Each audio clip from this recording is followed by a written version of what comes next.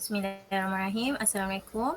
Saya Nurul Nashka Marina binti Ruslan, pelajar semester 5, jurusan Ijazah Sarjana Muda, Pengajaran Pendidikan Rendah dengan Kepujian, selaku moderator anda pada hari ini.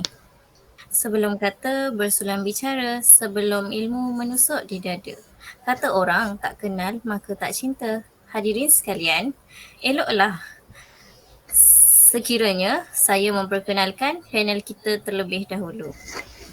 Hari ini kita mempunyai 4 orang panel, iaitu Cikgu Nur Nabilah binti Zulkifli, Cikgu Nur Nadia binti Zulkifli, Cikgu Fatin Naili binti Zaini dan Cikgu Nur Fatin Izati. Baiklah, hari ini saya ingin membentangkan tentang tajuk adakah sekolah vernakular memusnahkan pendidikan kepelbagaian budaya di Malaysia? Apakah sekolah vernakular? Sekolah vernakular merupakan sekolah berasaskan kaum di Malaysia. Sekolah ini kebiasaannya terbahagi kepada dua, iaitu SJKC, iaitu Sekolah Cina, dan SJKT, iaitu Sekolah Tamil. Pada asalnya, sekolah ini dibiayai oleh masyarakat Cina, masyarakat India dan pentadbiran British. Namun kini sekolah jenis ini dan sekolah kebangsaan dibiayai sepenuhnya oleh Kementerian Pelajaran Malaysia dan dikira sebagai sekolah bantuan kerajaan.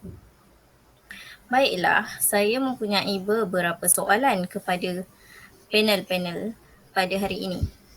Soalan pertama adalah, adakah sekolah vernakular memusnahkan pendidikan kepelbagaian budaya di Malaysia? Apakah pendapat Cikgu Naili? Okey, bagi pendapat saya rasa ya, kerana pendidikan sekolah vernakular ni memusnahkan pendidikan kepelbagaian budaya. Kerana sekolah vernakular ni secara lazimnya macam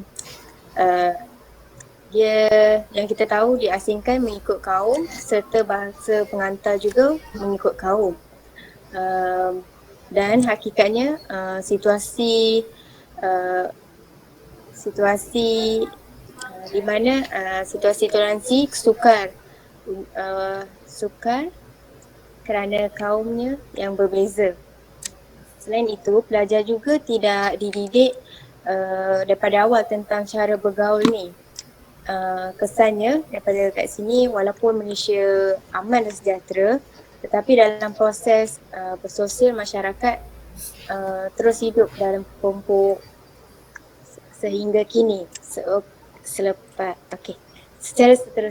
Seterusnya, secara tidak langsung sekolah vernakular ni akan memusnahkan pendidikan kepelbagaian budaya di Malaysia. Itu je. Terima kasih. Okey, terima kasih kepada pendapat yang diberikan kepada Cikgu Naili. Seterusnya, apa pula pendapat Cikgu Nabilah tentang hal ini? Pada pendapat saya, tidak. Hal ini demikian kerana walaupun bangsa Melayu dan agama Islam merupakan bangsa dominan di negara Malaysia, namun tetap saling menghormati dan menjaga kebajikan kaum-kaum lain seperti bangsa Cina dan juga bangsa India. Wujudnya budaya menghormati hak kaum lain mampu memupuk perpaduan kaum dan etnik di negara ini. Walaupun mempunyai aliran pendidikan yang berbeza, namun subjek-subjek asas turut mewarnai sistem pengajaran di Malaysia seperti bahasa Melayu, matematik, sains dan juga English. Bezanya sekolah Cina ni menggunakan bahasa dan tulisan Mandarin, dan manakala sekolah Tamil pula menggunakan bahasa dan tulisan Tamil. Sekolah vernakular bukti saling menghormati dan menjaga kebajikan sesama kaum seperti Cina dan India. Itu saja pendapat saya. Baiklah. Terima kasih kepada Cikgu Nabilah. Dan apa pula pendapat Cikgu Nadia? Okey, pada pendapat saya, tidak. Hal ini kerana melalui penubuhan sekolah vernakular ini juga pelajar akan menjadi lebih cekap mempelajari sesuatu bidang. Sebagai contoh, pelajar Melayu yang memasuki sekolah jenis India atau Cina akan menjadi lebih berdaya saing dan cekap dalam mempelajari sesuatu bidang. Hal ini kerana mereka perlu bersaing dengan pelajar lain. Sebagai contoh, pelajar Cina dikenali sebagai pelajar yang lebih cerdik ataupun kecerdikan dan kemampuan mereka untuk memahami sesuatu pembelajaran. So, selain itu, pelajar juga dapat mencabar diri, berdaya saing dengan bangsa lain. Hal ini secara tidak langsung akan menjadikan seseorang pelajar menjadi lebih gigih dan mencabar diri mereka sendiri. Itu pendapat saya. Baiklah, terima kasih. Apa pula pendapat Cikgu Fatin tentang hal ini? Assalamualaikum. Pada pendapat saya tidak, kerana perbezaan budaya pembelajaran dapat dipelajari melalui sekolah vernacular itu sendiri. Hal ini disebabkan setiap sekolah mempunyai target yang berbeza dalam pencapaian sekolah mereka. Melalui hal ini, budaya pembelajaran dapat menjadi berbeza sekaligus dapat mengajar pelajar dari kaum lain mempelajari cara pembelajaran yang lebih mudah dan lebih efektif. Contoh dia, sekolah Cina yang mengamalkan budaya pembelajaran yang lebih tegas dapat menjadikan seseorang pelajar lebih berdedikasi dalam pelajaran mereka. Itu saja dari saya. Okay, baiklah. Terima kasih kepada Cikgu Fatin tentang penjelasan yang diberikan. Okey, seterusnya kita akan membincangkan tentang implikasi kewujudan sekolah vernacular dan implikasi ketidakwujudan sekolah vernacular. Atau dalam arti kata lain, kelebihan dan keburukannya. Baiklah, Cikgu Nabila, apakah implikasi atau kelebihan sekolah vernacular? Pada pendapat saya, kelebihan pertama ialah kewujudan sekolah vernacular atau kelebihan ialah guru di sekolah vernacular mempunyai komitmen, profesionalisme dan tahap dedikasi yang tinggi. Hal ini demikian kerana pelajar berlainan kaum dapat menguasai bahasa ketiga yang mampu menjamin masa depan yang kukuh terutama ketika bersaing dalam dunia kerjaya. Itu pendapat saya. Terima kasih. Okey, baiklah. Seterusnya, apakah keburukan wujudnya sekolah vernacular? Apakah pendapat yang boleh diberikan dari Cikgu Fatin? Menurut saya, kesan wujudnya atau kelemahan sekolah vernacular ini ialah akan wujudnya jurang komunikasi antara kaum disebabkan penggunaan bahasa ibunda yang berbeza. Hal ini demikian kerana hanya bahasa ibunda kaum majoriti sahaja yang kerap digunakan dan dipertuturkan di sekolah mereka, manakala bahasa kebangsaan pula disisihkan. Kesannya menunjukkan jurang perkauman yang begitu luas antara murid yang berlainan kaum. Itu sahaja dari saya. Baiklah, terima kasih. Seterusnya, apakah kelebihan sekolah vernacular? Bolehkah Cikgu Naili terangkan? Okey, bagi saya kesan kelebihan pendidikan, sistem pendidikan vernacular ni sebagai contoh adalah pelajar dapat mendapat peluang menguasai banyak bahasa. Sebagai contoh, pelajar Melayu bersekolah di sekolah pendidikan Cina dapat menguasai sekurang-kurangnya 2 bahasa. Mereka dapat belajar bahasa Melayu dengan bahasa Cina. Jadi dekat sini kita dapat kelebihanlah kepada pelajar tersebut di masa hadapan apabila mereka masuk ke alam pekerjaan. Diorang dapat menguasai 2 bahasa.